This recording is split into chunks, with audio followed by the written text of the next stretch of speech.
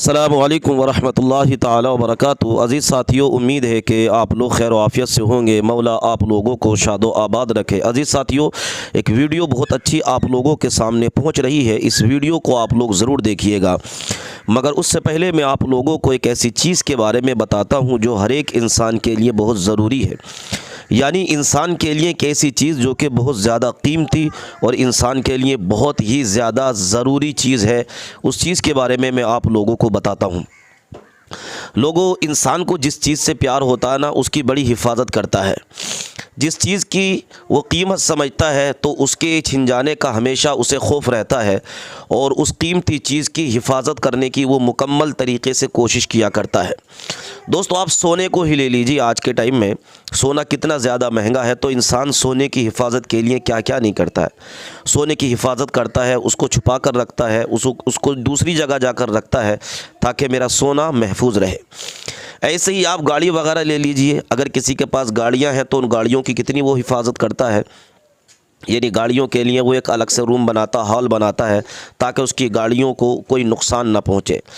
ऐसे ही किसी इंसान के पास दौलत है, पैसा है, तो उस दौलत को वो इंसान बाकी रखने के लिए, बचाने के लिए अलमारियाँ बनाता है। उसमें खुफिया तरीक़े से ताले लगाए जाते हैं। हर तरीक़े से उस पैसे की हिफाजत करने की कोशिश करता है कि कहीं ऐसा ना हो कि कोई इस पैसे को छीन कर ले जाए। यानी जिस इंसान को जिस चीज़ से ज़्यादा प्यार होता है वो इंसान उस चीज़ की मुकम्मल तौर पर कोशिश किया करता है। दोस्तों, इंसान के लिए एक बहुत ही ज़्यादा कीमती चीज़ है जिसको मेरे नबी ने फरमाया है, इन्नमल आमालु बिल खवातिम। यानी आमाल का दारो मदार ख़ात्मे पर है। जिसका ख़ात्मा अच्छा है, जिसके अमल अच्छे हैं, जिसका ख़ात्मा अच्छा है उसके अमल बेहतर हैं। दोस्तों, इस हदीस पाक में हमें और आपको नेकी की तरफ उभारा गया है कि हम और आप जो है नेक काम में लगे रहें, अल्लाह तबारक व तआला की याद में लगे रहें, रब तबारक व तआला को राज़ी करने में लगे रहें। इसलिए कि अमाल का दारो मदार ख़ात्मे पर है। अगर हमारा ख़ात्मा अच्छा नहीं, अगर हमारी मौत अच्छी नहीं, तो दोस्तों हमारे लिए कुछ भी अच्छा नहीं है। तो गोया कि ईमान एक ऐसी दौलत है हमारे पास कि जब तक ये ईमान हमारा सलामत है, सबसे कीमती चीज़ हमारा ईमान है। अगर ये ईमान हमारा सलामत है तो सब कुछ हमारा सलामत है। और अगर ये ईमान हमारा सलामत नहीं है तो दोस्तों हमारे पास चाहे जायदाद हो, पैसा हो, कुछ भी हो, अगर ईमान सलामत नहीं है तो हमारा जो है कुछ भी काम आने वाला नहीं है। इसलिए हमें और आपको चाहिए कि अपने आमाल को मज़बूत करें और अपने ईमान को मज़बूत करें। अल्लाह तबारक व तआला से दुआ करते रहें, मालिक हमारे ईमान को सलामत रखना।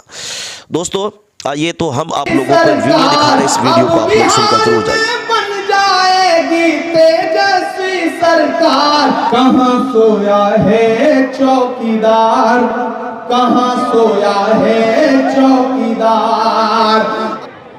आपको 4 बार मौका मिलता रहा मेरे बुजुर्ग, और यहाँ की आवाम ने आप पे भरोसा जताया, आपने खिदमत भी की। लेकिन सबका एक वक्त होता है, पीढ़ी में बदलाव होता है। कभी वालिदैन के हाथ में घर की कमान होती है तो एक दिन ऐसा भी आता है कि जब बेटा बड़ा हो जाता है तो कमान उसके हाथ में चली जाती है।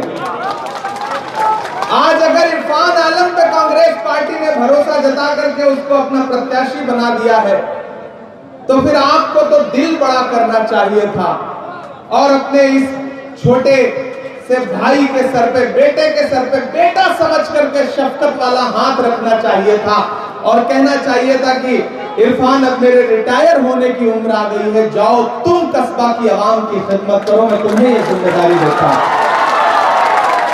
होना तो यह चाहिए था। लेकिन मुझे पता चला कि हमारे बुजुर्ग लोग नाराज हैं। हम बुजुर्गों की नाराजगी की बड़ी कद्र करते हैं। अल्लाह करे वो मान जाएं, नाराज ना रहें।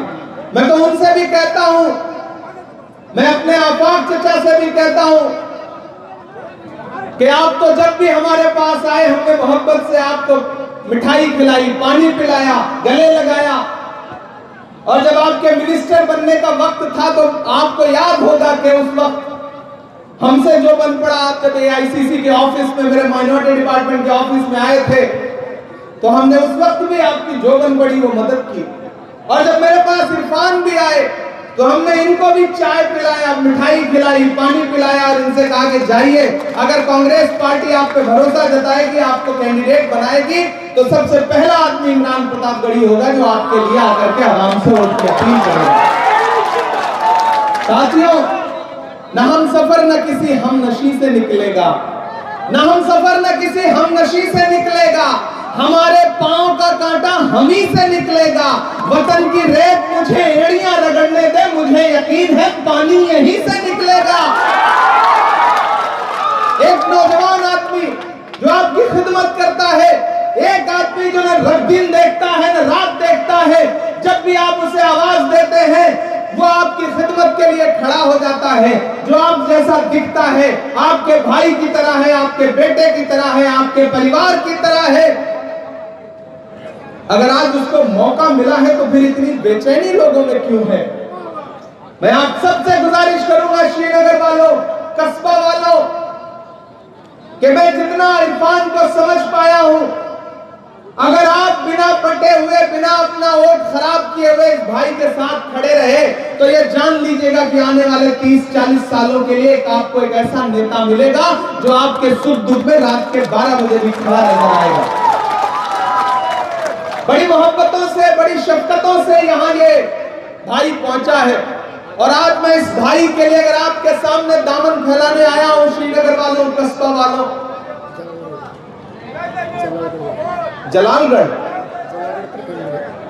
जलालगढ़ वालों, मैं आप सबसे ये अपील करूंगा साथियों कि ये लड़ाई बहुत बड़ी है। बिहार में नफरत वाली ताकतें, बिहार में जो नफरत परोसना चाहती है, उस नफरत बहुत यहाँ से वहां तक एक एक शख्स की शिरकत होनी चाहिए। मुझे लगे कि मैं गोरखपुर में खड़ा हूं, मैं हिम्मत करता हूं और आपसे दुआएं मांग रही शख्सियत, इसलिए चुप नहीं हुए थे। उनके बयान के बाद हमारा बयान जारी हुआ था।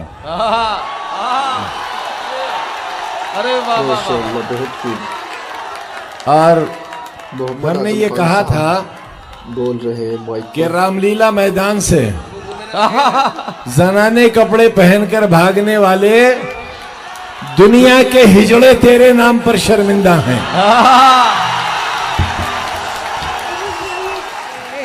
कभी आजाद बोलेंगे।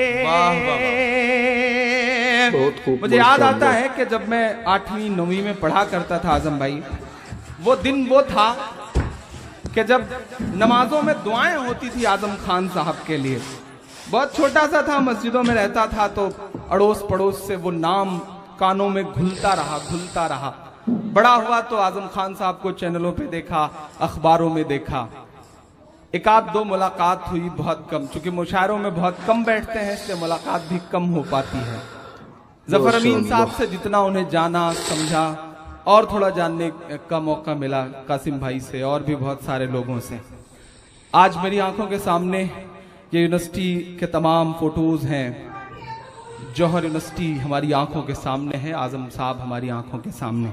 मैं 4 मिसरे पढ़ता हूं गोरखपुर वालों, अगर सच्चे हों तो आप ये महसूस करना कि इमरान जैसा एक शायर जो सिर्फ आपका दर्द गाता है, वो 4 मिसरे पढ़ने को मजबूर क्यों हुआ। मैं पढ़ता हूं, सच्चे हो तो दुआ देना। कि लुटा दें तेरी खातिर जान, फिर भी गम नहीं होगा। एक शख्स का किरदार, उसका पूरा वजूद मेरे 4 मिसरे। कि लुटा दें तेरी खातिर जान, फिर भी गम नहीं होगा। तेरे जैसा कोई अब जख्म का मरहम नहीं होगा। तेरे जैसा कोई अब जख्म का मरहम नहीं होगा। मिला तुझसे तो एक शायर के दिल की धड़कने